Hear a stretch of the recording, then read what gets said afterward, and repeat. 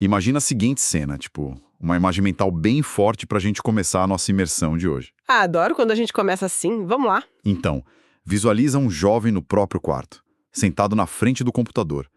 Ele está a milhares de quilômetros de distância do campus do MIT. O Instituto de Tecnologia de Massachusetts. Pesadíssimo. Exato. E mesmo assim, ele está resolvendo os exames finais de cálculo multivariável deles. E o detalhe que torna tudo isso inacreditável é que ele está engolindo o currículo inteiro de ciência da computação. Aquele que normalmente leva 4 anos, né? Isso, 4 anos inteiros de aulas e trabalhos. Só que ele passa por tudo isso em apenas 12 meses, sem pisar no campus e sem gastar fortunas. Nossa, é o tipo de feito que parece quebrar as leis da física da educação tradicional. Totalmente. E serve perfeitamente como nosso ponto de partida hoje. Esse jovem é o Scott Young, o autor do livro Ultraaprendizado. Que é a nossa fonte principal hoje, junto com o prefácio do James Clear, né? Aquele do Hábitos Atômicos. Isso mesmo. E a nossa missão aqui é justamente decodificar os métodos exatos desse livro. Queremos entender como pessoas comuns conseguem dominar habilidades hipercomplexas em tempo recorde. Bom, vamos desempacotar isso porque a promessa é gigantesca. Como alguém escapa daquela sobrecarga paralisante de informações? É a pergunta de $1 milhão. E a resposta curta é o próprio conceito de ultraaprendizado. É uma estratégia de adquirir habilidades que é tipo autodirigida e intensivamente focada na ação. Não é sobre sentar no fundo de uma sala de aula e ouvir passivamente. De jeito nenhum. O James Clear ilustra isso maravilhosamente bem no prefácio. Quando ele quis aprender fotografia, ele não se matriculou num curso sobre a física das lentes. Ah, claro. Ele foi para a prática. Ele pegou a câmera, foi para a rua e tirou 100 mil fotos num único ano. A prática direta moldou a habilidade dele. Agora, tem uma questão de contexto que a gente precisa abordar. Por que precisamos aprender tão rápido assim hoje em dia? Não é só um capricho. O economista Tyler Cowen tem uma tese que é meio assustadora, mas muito real. Ele diz que o mediano já era. O mediano já era. Como assim? A gente vive uma polarização brutal no mercado de trabalho. A inteligência artificial, a automação. Essas tecnologias estão engolindo os trabalhos de qualificação média. Exatamente. E, ao mesmo tempo, os custos da faculdade tradicional explodiram. Então, aprender coisas difíceis rápido deixou de ser um truque de produtividade. Virou questão de sobrevivência, né? Virou vantagem competitiva absoluta. Se um profissional não consegue migrar para o topo dominando novas habilidades, a estagnação é certa. Certo. A necessidade econômica faz todo sentido. Mas olha, eu preciso fazer o papel de advogado do diabo aqui. Manda. Quando a gente olha para o Scott Young, ou gênios tipo Terence Tao, aquele matemático que já estava no nível universitário aos 7 anos. Ah, sim, o prodígio. A reação natural de quem escuta isso é pensar que exige um hardware diferente, sabe? É genética. Isso não é só para gênios. É o ceticismo mais comum, mas os casos do livro mostram o oposto. O talento do Terence é inegável, lógico, mas a mágica do ultraaprendizado não é genética, é estratégia. Dá um exemplo prático disso. Olha o Tristan de Montebello. Ele era um músico que tinha pavor de falar em público. 0 experiência em oratória. Travava no palco se não tivesse um instrumento. E o que ele fez? Ele aplicou os princípios do livro. Em inacreditáveis 6 meses, ele foi do 0 ao top 10 do Campeonato Mundial de Oratória do Toastmasters. Uau! Em 6 meses ele desbancou pessoas que discursavam há décadas. Sim, e ele não fez isso lendo livros de persuasão. Ele subia no palco quase todo dia, gravava os discursos e pedia para especialistas destruírem a apresentação dele com críticas. Então ele dissecava a própria habilidade. Exato. Ele isolava o que não funcionava, o tom de voz, a postura, e repetia aquilo dezenas de vezes até consertar. É uma engenharia reversa do aprendizado. Faz muito sentido, porque, intensidade na direção errada só produz exaustão. Antes de correr, a pessoa precisa do mapa. É o que a gente chama de meta-aprendizado, o nosso primeiro princípio. E o nível de clareza que isso traz é absurdo. Tem aquela história do linguista Dan Everett, né, com a tribo Pirahã Amazônia. Essa história é fantástica. É uma das línguas mais complexas e isoladas do mundo. E em uma demonstração pública, ele ficou frente a frente com uma mulher indígena sem compartilharem nenhum idioma. E em 30 minutos ele deduziu a gramática básica. Sim, em 30 minutos, como ele fez isso? Ele não ficou emitindo sons aleatórios. Ele usou o que chamam de trabalho de campo monolíngue. Ele pegava um graveto, soltava no chão e anotava o som que ela fazia. Ah, identificando o verbo cair. Isso. Depois ele pegava 2 gravetos e soltava. Isso forçava a língua a revelar como funciona o plural. Ele estava fazendo testes de estresse no idioma. Ele só conseguiu isso porque já tinha um mapa mental formidável de como todos os idiomas funcionam, né? Perfeito. O meta-aprendizado é aprender como o assunto é estruturado antes de tentar devorar o conteúdo. Para visualizar melhor, é como montar um móvel complexo. A maioria rasga a caixa e tenta encaixar as tábuas aleatoriamente. O famoso estudo cego. Mas o ultra-aprendiz gasta tempo estudando a foto da caixa, separando as peças e entendendo a lógica do manual. E para construir esse mapa, a pessoa precisa responder 3 perguntas. Por quê, o que e como? O porquê seria a motivação, né? Instrumental ou intrínseca. Exato. O que é separar os conceitos, fatos e procedimentos. E a terceira, o como, envolve um conceito sensacional chamado método da ênfase e exclusão. Como funciona essa exclusão na prática? É olhar para o currículo padrão e excluir impiedosamente o que não serve para o seu objetivo. Se alguém quer aprender francês para pedir café em Paris, tem que excluir a ortografia formal de redações do século XIX. Total. Foca só no vocabulário de sobrevivência e escuta. É um desenho cirúrgico. Mas tem um risco aí. A pessoa pode passar a vida planejando e nunca começar. Por isso, tem a regra dos 10%. Dedicar só 10% do tempo do projeto para pesquisa, certo? Sim. Se vai durar 100 horas, as 10 primeiras são para o mapa.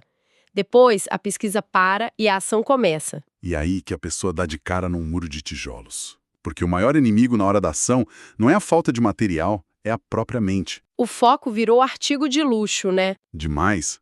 Tem a história da Mary Somerville, aquela cientista do século XVIII. Ela traduziu a mecânica celeste de Laplace lidando com interrupções a cada 5 minutos. Filhos, convidados, criados. Uma loucura. Mas ela desenvolveu um foco tão absoluto que conseguia botar um marcador mental no meio de uma equação, lidar com a visita e voltar para o número exato. Uma habilidade raríssima. Para chegar perto disso, a gente precisa dominar os 3 inimigos do foco. O primeiro é a procrastinação.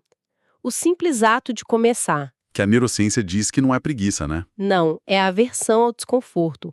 A solução é a regra dos 5 minutos. Suporto o incômodo por 5 minutos, porque o impulso de fugir passa rápido. O segundo inimigo é manter o foco contra as distrações. E o terceiro é o mais contraintuitivo, a qualidade do foco. A questão da excitação do cérebro, o arousal. Isso muda tudo. Tarefas simples, tipo limpar e-mail, exigem alta excitação. Você pode botar música alta, tomar café e o foco vira um laser. Mas se for uma tarefa complexa, a Heber inverte. Totalmente. Tentar escrever uma tese ouvindo música eletrônica estilhaça a atenção. Tarefas difíceis exigem silêncio total e mente calma para conectar as ideias. O ambiente precisa modular o seu estado interno. Mas, olha só, isso vai contra toda aquela obsessão atual pelo estado de flow.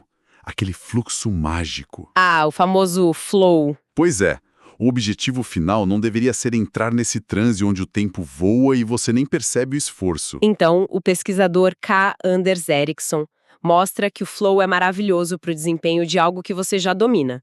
Tipo um show. Mas para aprender? Para a prática deliberada é péssimo. O aprendizado de ponta exige fricção, exige monitorar erros e uma autoconsciência incômoda. Então, se a pessoa entra em transe, ela para de consertar os micro-erros. Exatamente. Sentir frustração ou desconforto não significa que o método está errado. É a prova mecânica de que as sinapses estão se reconfigurando. O crescimento dói. Tá, então temos o mapa e temos esse foco desconfortável. Mas focar no quê? É aí que a educação tradicional desmorona com o tal do problema da transferência. Esse problema é um balde de água fria. A gente acha que o conhecimento é tipo um músculo de academia. Se estuda economia na sala de aula, vai ser um bom investidor. mas o conhecimento teima em ficar grudado no contexto em que foi aprendido. Sim. Pensa no Duolingo. É super divertido. Você clica nas palavras prontas na tela e ganha confetes. A ilusão de fluência vai lá no teto. Mas essa habilidade de reconhecer a palavra certa não te ajuda a desenterrar um vocabulário no meio de uma rua barulhenta em Paris. O contexto não transfere. E a solução para isso é a prática direta, o nosso terceiro princípio. É aprender fazendo a coisa real. Tem aquele caso do arquiteto Vatsar Jaiswal, né? Perfeito. Ele se formou na crise e ninguém contratava ele, o portfólio dele era só teoria acadêmica. O mercado não queria teoria abstrata. Não, eles queriam alguém que soubesse operar o software Revit para criar plantas comerciais de verdade, E ele não voltou para a faculdade para fazer pós, ele foi trabalhar numa gráfica. imprimindo projetos de grandes firmas. Ele só queria ter acesso visual ao que o mercado estava comprando. Brilhante. À noite, ele abria o software e mimetizava a realidade comercial até conseguir fazer igual. E claro, foi contratado rapidamente. Ele ignorou o intermediário acadêmico. Pode-se fazer isso com projetos práticos, imersão total ou até simuladores de voo virtuais. Mas aí me bate um paradoxo. Se a regra de ouro é a prática direta no contexto real, por que o livro defende tanto a repetição isolada? Quebrar o conhecimento em pedaços parece o oposto da prática direta, né? Não é uma contradição. Parece, mas é complementar. Pensa na química, na etapa determinante da velocidade. O processo todo só avança na velocidade da reação mais lenta. O gargalo. Exato. Na prática direta, você descobre o seu gargalo. Aí entra um método direcione e depois repita. Você extrai a parte que está falhando, treina fora do contexto para aliviar a carga cognitiva e depois devolve para o jogo real. O Benjamin Franklin era mestre nisso. Ele sabia que a escrita dele era medíocre e ele não ficava só escrevendo textos inteiros sem parar. Ele isolava os componentes, né? Dissecava artigos daquela revista The Spectator. Isso. Ele fazia notas curtas, embaralhava e dias depois tentava reconstruir a lógica e a fluência do artigo só de memória.